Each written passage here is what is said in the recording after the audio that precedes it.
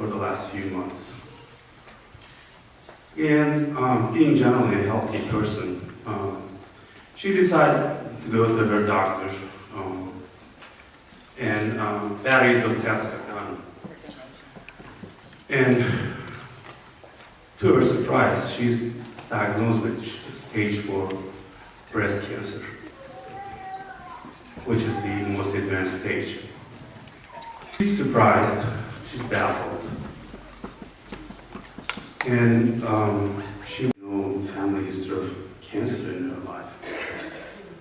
She led a great life, being an exemplary Christian.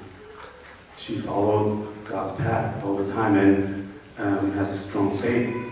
And she wonders, what did she do to deserve this type of punishment?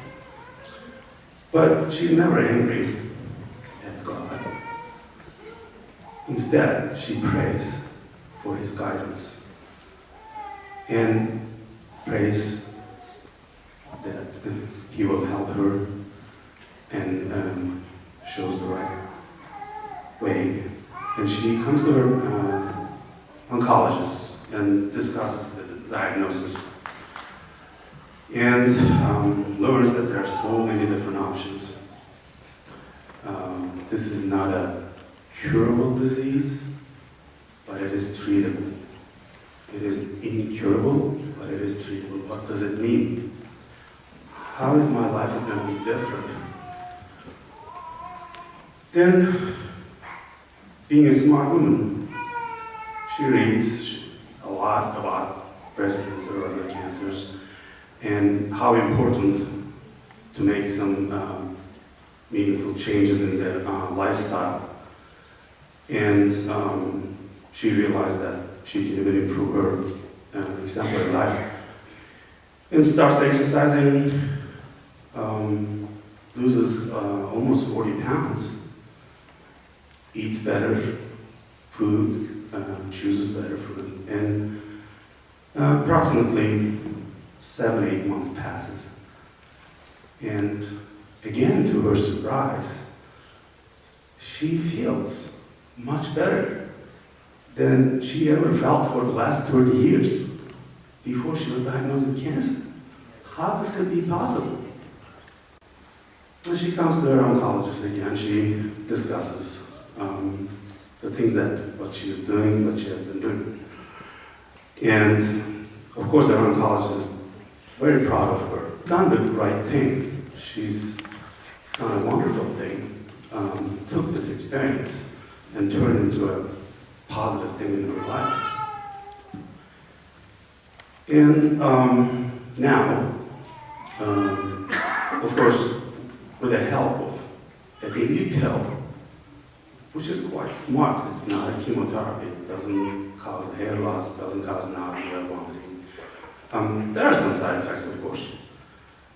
And with the proper lifestyle changes, she's feeling great. I don't think God is trying to punish us. I don't think He would. Well, let's get going.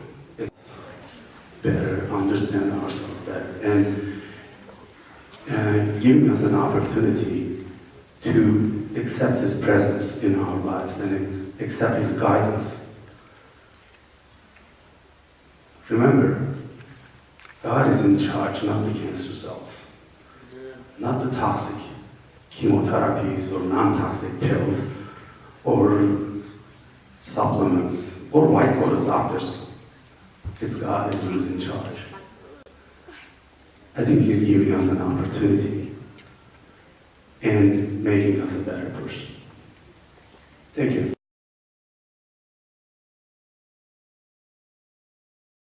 Thank you all for being here tonight. Thank you to everyone that made this event possible and all those who have brought the Cancer Care Fund to what it is. Allie's story started about 3.5 years ago. Her eyesight had been declining pretty rapidly over the course of the year. And so the local doctor, Dr. Scott Cauhill, was determined after a battery of tests. He was determined to find out what was going on and ordered an MRI just to rule out the possibility of a brain tumor. And as it turns out, that's what the cause was. So we got a call on a Thursday afternoon that we needed to be at Riley Children's Hospital the next morning.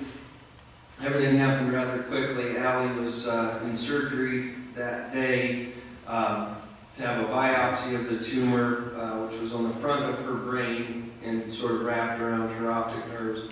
Pregnant about 2 weeks before they found Allie's tumor, so we were going through this. It's quite a roller coaster. The Cancer Care Fund stepped in, and we worked with Claire Craigle and then later Laura Cooper at the Help Center. Very grateful for all the help that they gave us throughout that process.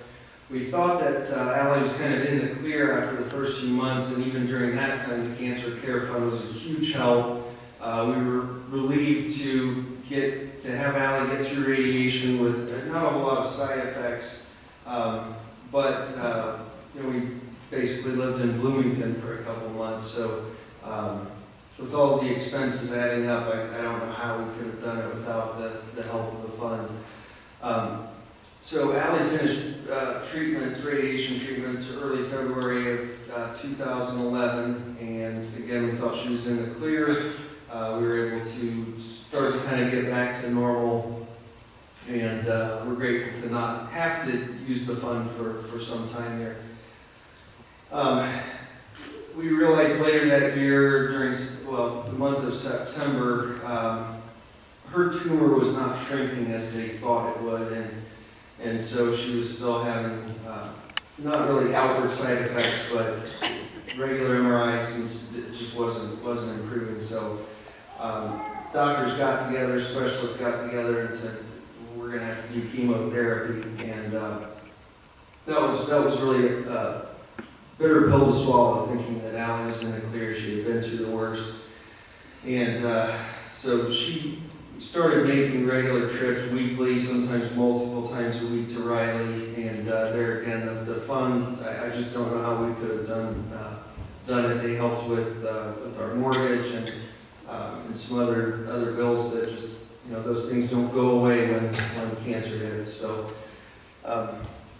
thankfully, and we thank God, praise God, that Allie is with us. She did, through this process, lose a lot of her eyesight, but she's had a strong faith. She kept her chin up throughout, never felt sorry for herself. Her mother and I had a lot of the questions of why Allie,